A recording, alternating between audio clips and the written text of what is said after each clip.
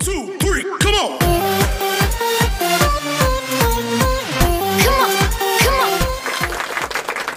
Hello beautiful people! Welcome back to my channel. This is your Mama Sam. Hola mga amigo, amiga, kumare at kumpare. Kamusta kayong lahat?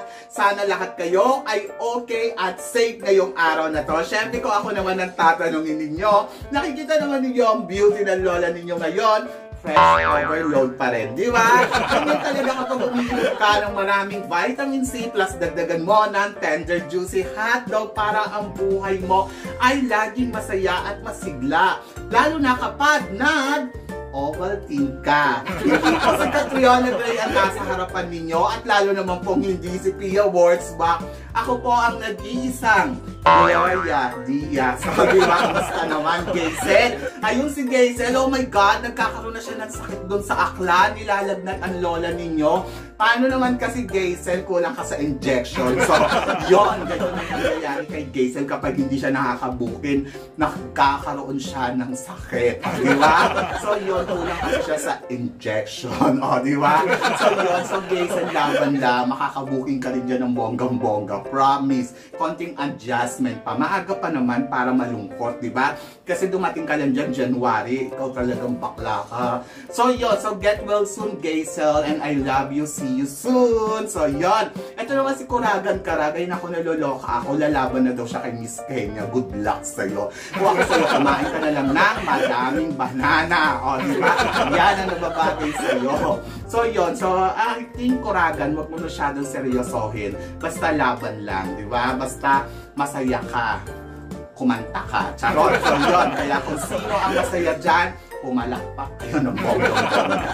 Anyway, ito nga, kaninang umaga may chika ako. So, syempre, nagpiprepared ako, nag-aayos ako. Tapos, nakasilip ako dyan sa bintana. Tapos, wala pa itong damit. So, syempre, wig lang. Tapos, wala akong damit. Yung lalaki nagulat sa akin. Kasi mukhang bakulo yung nakita niya doon sa bintana. Diba? So, yun. So, ganun talaga, guys. Alam nyo, ako, very transparent talaga ang beauty ko. Yung kumbaga, parang wala akong pakialam sa inyo kung anong iisipin ninyo sa akin. Basta ako, masaya ako. Kaya kung happy ka, pumalakpak ka. O, di ba? So, di ba? So, ganun. Pag masyadong seryoso, dapat laging masaya at nakangiti para maging kamukha mo si Mama Sam. O, di ba?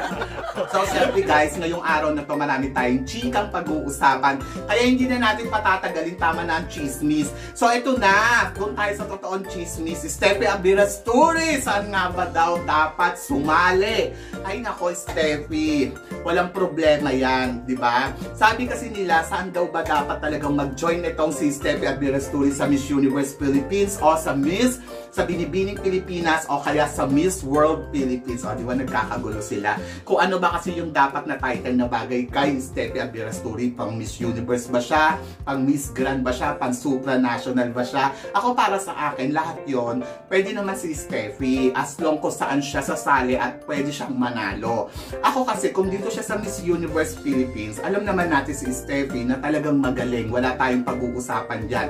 Yung aura niyan, pulido. Yung kanyang pasarela, pak na pak, di ba? At saka, syempre, yung kanyang styling ay talaga namang pasabog. So ako, para sa akin, kahit saan pageant, pasok tong beauty nitong si Steffi. Kaya lang kasi, be wise ka, dapat magaling kang mag-isip saan ka ba dapat.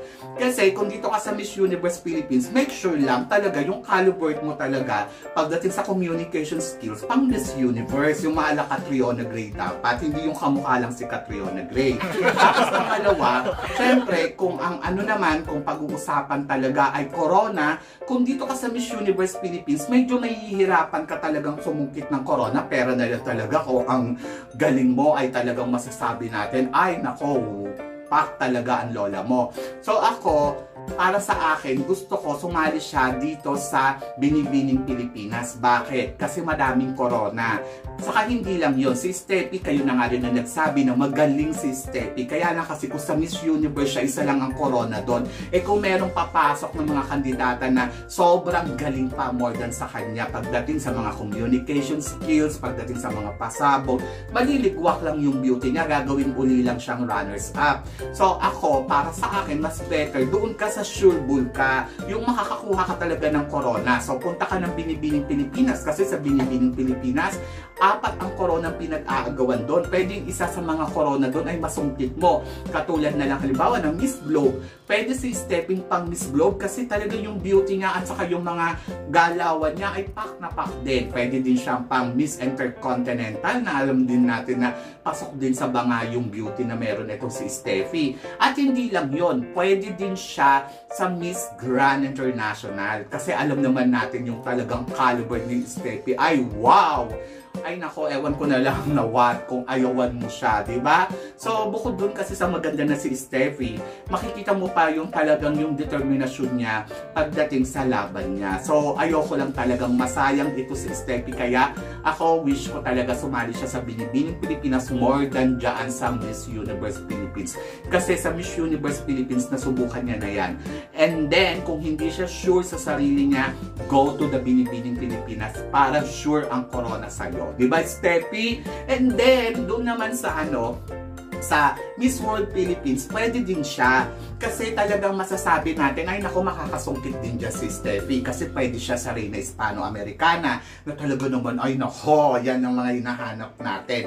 Pwede din siya sa supranational. Pero ako talaga yung personal na tatanungin mo at kung ako yung magpaplano para sa kanya, I think go ka sa Binibining Pilipinas talaga, Steffi. Tulad nga na sinabi ko, once you are Binibini, you'll always be a Binibini. O, di ba? So, yun. So, ako, suggestion lang to. Pero kung saan niya gustong sumali, go ahead, Steffi.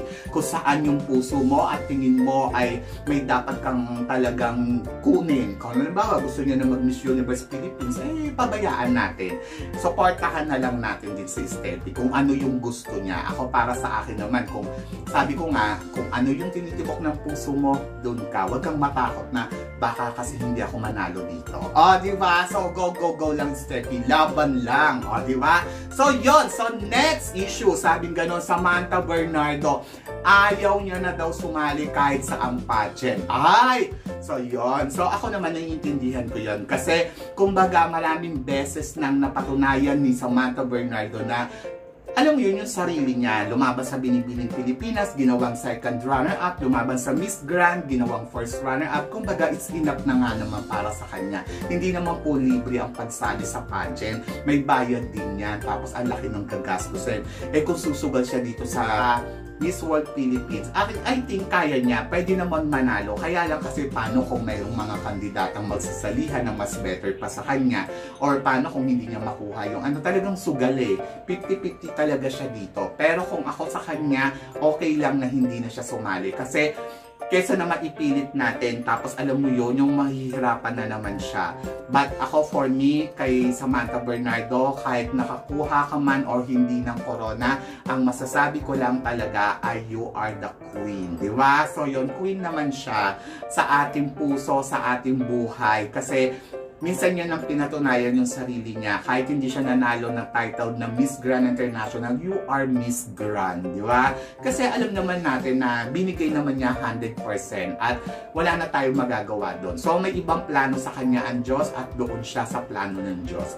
Di ba? Pero kung gusto niya sumali at maisipan niyang bumalik dito sa mundo ng pageant, katulad nga niya, isang shot na lang, okay yon. So, susuportahan natin yan ng bonggang-bongga. Pero kung ayaw niya na, wag na natin ipilit. Kasi siya na mismo yung umaayaw. Mahirap naman yun, di ba? Kasi talagang hindi biro sumali sa isang pageant. Kaya naiintindihan ko, nakakapanghinayang, pero kasi di ba parang malay mo, ito na yung hinihintay mo, pero walang kasiguraduhan eh. So, doon ka na sa parang okay na, graduate na ako dito. At least, experience niyang sumali sa international pageant at ayun, di ba, napatunayan niya na yung sarili niya. Go, go, go! O, di ba? So, yon. So, dapat maintindihan natin yon. Ayaw niya na talaga.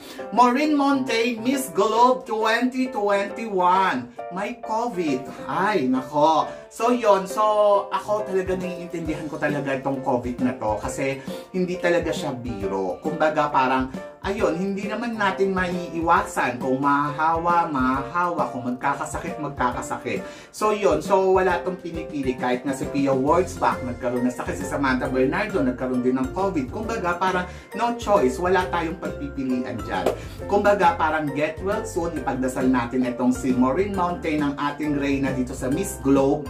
So get well soon lang. So sana malagpasan niya yung mga pagsubok na yan. At naniniwala naman ako sa tulong ng Diyos. Di ba? So yun, so ganun lang talaga, laban lang, laban at laban at laban, di ba? So get well soon, Miss Globe 2021, Maureen Mountain, o di ba? So yun, so hindi naman talaga naiiwasan yan kasi travel sila ng travel, tapos ang dami nilang hinaharap na tao, so hindi talaga sila safe, di ba? So yun, kaya tayo, kung wala naman tayong gagawin, ay sa bahay na lang tayo at mangganchilyo. O, di ba? So, yun! So, ito yung chika. Paano kung si Samantha Panlilio ang lalaban? Saan pageant siya dapat? Ako, wag siya sumali sa Miss Universe Philippines. Kasi katulad nga ng sinabi ko, ang mga hinahanap nila sa Miss Universe Philippines ay I think yung ngayon, yung mga bago ng mukha. Yung gusto nila fresh, gusto nila matangkad, gusto nila talaga X-Factor. Hindi ko naman sinasabi na walang X-Factor si Samantha Panlilio. Pero maging wise na kung sasali ka sa pageant kasi hindi naman to biro, di ba?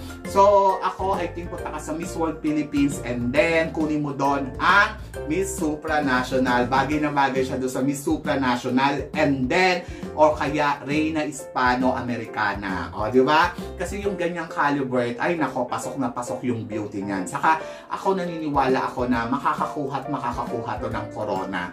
So, i-push lang niya. O, diba? And happy birthday sa Samantha Panlilio. Nag-birthday siya yesterday. So, yun. So, happy birthday. So, yun. So, wish all the best tayo para kay Samantha Panlilio at sana makita pa natin siya sa national pageant dyan sa Pilipinas. Ano guys, ang say ninyo dito sa mga pinag-uusapan natin ngayong araw na to? Ikaw ba? Na-excite ka ba para sa kanila? Kasi ako, yes.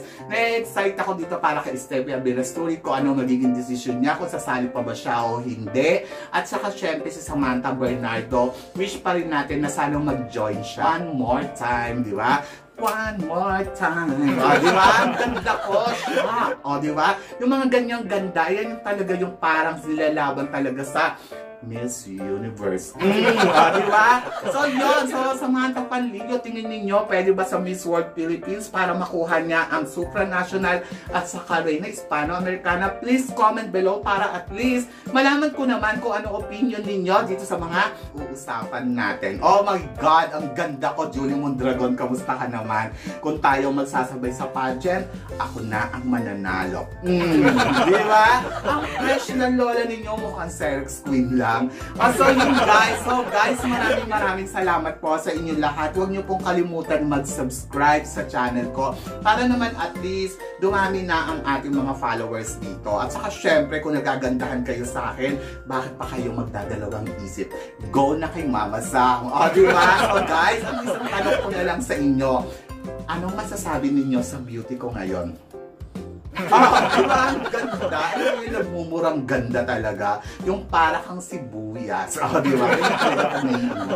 In love ako sa sarili ko. At in love ako sa mga ginagawa ko. Kaya kung ikaw, kung gusto mong gumanda, ma-in love ka na rin. Guys, maraming salamat guys sa inyong lahat.